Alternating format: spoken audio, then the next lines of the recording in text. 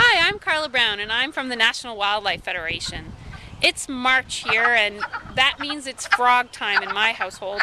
We have this cool pond and stream right behind our house and the kids just love to come out here on the weekends and after school and do some frog catching and looking at all the gooey eggs and stuff, and it's a really exciting time for us. I love this time of year because the kids can spend hours outside and they don't need any kind of intervention from me or my husband. We can just sort of let them go and they self-entertain. I think the tricky part is always, as a parent, to be mentally prepared for the huge amounts of mud that is likely to occur in these situations. And I think as long as we kind of know that going into it and we have a mud mat by the door, maybe a hose, it tends to work itself out. But I think if we give off a vibe to our children that mud is going to be a problem, they probably aren't going to do it. So we want to encourage them to be comfortable with mud and go for it.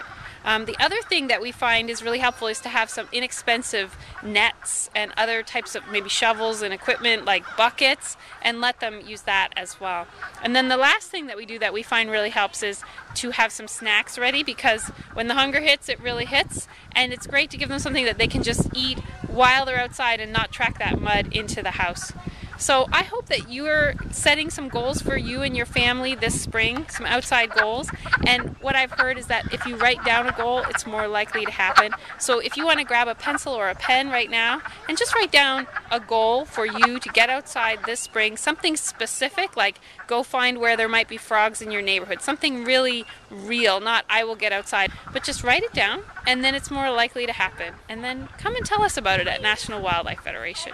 Happy spring.